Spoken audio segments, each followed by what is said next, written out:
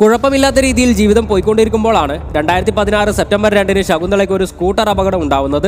കാലിന് പരിക്കുപറ്റി സ്ക്രൂ ഇട്ട് അവ ജോയിൻ ചെയ്യേണ്ടി വന്നു. ഇതിനിടെയാണ് മകളുടെ രണ്ടാം ഭർത്താവ് സജിത്തിന് മറ്റൊരു ഭാര്യയും കുട്ടിയും ഉണ്ടെന്ന വിവരം ശകുന്തള അറിയുന്നത്. ഇത് മകളെ ശകുന്തള അറിയിക്കുമെന്ന് കരുതി സജിത്ത് ഒരു മാസ്റ്റർ പ്ലാൻ തയ്യാറാക്കി, ശകുന്തളയെ കൊന്നുകളയുക. അതിനായി വീട്ടിൽ ആരുമില്ലാത്ത തക്കം പാർത്ത് സജിത്ത് ശകുന്തളയ്ക്ക് വിഷം നൽകി, ശേഷം കൊന്നുകളഞ്ഞു. എന്നിട്ട് മൃതദേഹം ഒരു പ്ലാസ്റ്റിക് വീപ്പയിലാക്കി കോൺക്രീറ്റ് ചെയ്തു.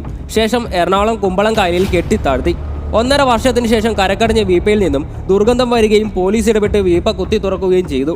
മൃതദേഹം പൂർണ്ണമായും അഴുകിയിരിക്കുന്നു. അതിൽ നിന്നും കിട്ടിയ ഒരു സ്ക്രൂവും അരഞ്ഞാണവുമാണ് കേസ് തെളിയിക്കാൻ സഹായിക്കുന്നത്. അരഞ്ഞാണം ജെൻഡർ മനസ്സിലാക്കാൻ സഹായിച്ചു. അതിലെ സ്ക്രൂ മനുഷ്യാസ്ഥികൾ ജോയിൻ ചെയ്യാൻ ഉപയോഗിക്കുന്ന സ്ക്രൂ ആയിരുന്നു. സ്ക്രൂവിന്റെ സീരിയൽ നമ്പർ വഴി ഏത് ഹോസ്പിറ്റലിൽ നിന്നുമാണ് ഈ ഓപ്പറേഷൻ നടത്തിയതെന്ന് കണ്ടെത്തുകയും അവിടെ നിന്നും രോഗിയെ തിരിച്ചറിയുകയും ചെയ്തു. അങ്ങനെയാണ് കൊലപാതക പരമ്പരയുടെ കെട്ടഴിയുന്നത്. പക്ഷേ അന്വേഷണം തന്റെ നേർക്കാണെന്ന് മനസ്സിലാക്കിയ പ്രതി പിന്നീട് ആത്മഹത്യ ചെയ്യുകയായിരുന്നു.